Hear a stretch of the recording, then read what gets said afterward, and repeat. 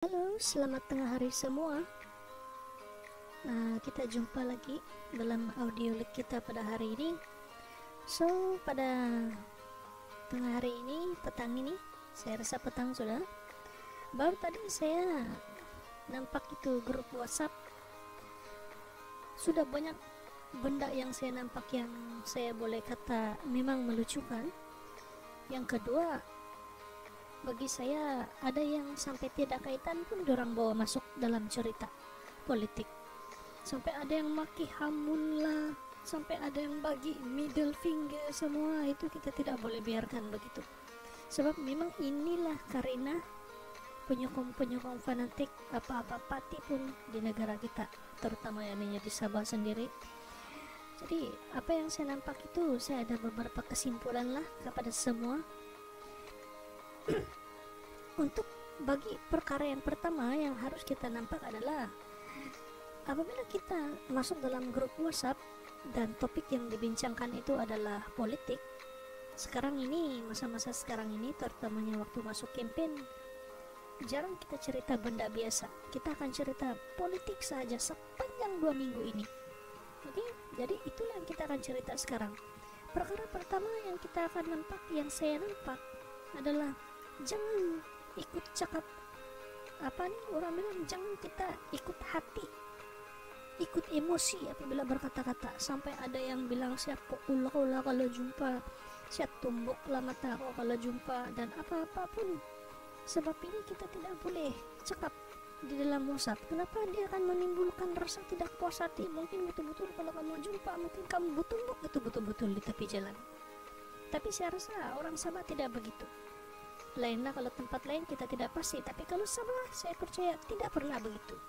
Saya juga pernah terlibat di beberapa tempat di Semenanjung dan orang tidak sama dengan kita. Jadi beruntunglah kita di Sabah ini, kita tidak begitu. Yang kedua adalah apabila kita bercerita politik, janganlah kita ungkit pribadi yang tidak baik, sampai ungkit hal masalah keluarga semua. Sampai adalah mengungkit bilang kau belum bayar hutang begini, bini kau tidak bayar begini, anak kau saya yang tanggung. Semua itu tidak perlu semua itu. Kita cerita politik, tapi jangan kaitkan dengan masalah keluarga sampai di sana. Oke, jangan cakap pasal itu, sebab kita tidak cerita sampai di sana, kita cerita pasal politik. Oke, yang ketiga, jangan cepat merajuk. Kita masih tahan tukul. Orang bilang kita masih ada tahap sabar yang kuat. Sebab kalau kau cepat merajuk, tidak payahlah kau ikut itu politik. Kau cepat merajuk, baru cakap sedikit merajuk, terus tidak mau pergi makan. Karena WhatsApp pun tidak mau sudah, karena buang minum tidak mau sudah. Ayah, tidak payah. Jangan cepat merajuk. Yang keempat, jangan cepat panas, sebab ahli politik sudah kebal dengan panas hati. Ahli politik sendiri pun tidak cepat panas, apalagi kau. Sabar. Apa yang dia cakap tuh sekejap saja tuh. Kalau dia cakap begini, kau balas begini. Begitu saja, senang. Tidak payah marah-marah, maki hamun semua. Yang kelima, jangan maki hamun. Macam yang saya cakap tadi, jangan maki hamun, sebab semuanya dalam itu grup itu ada yang saudara, ada yang kawan-kawan, semua. Oke? Jadi jangan terlalu dipengaruhi dengan rasa marah apabila berkata-kata. Itu semua adalah perkara biasa. Jangan kita sampai lupa saudara, sampai kita tidak tahu mana yang betul, mana yang salah, semua pun mau hentak.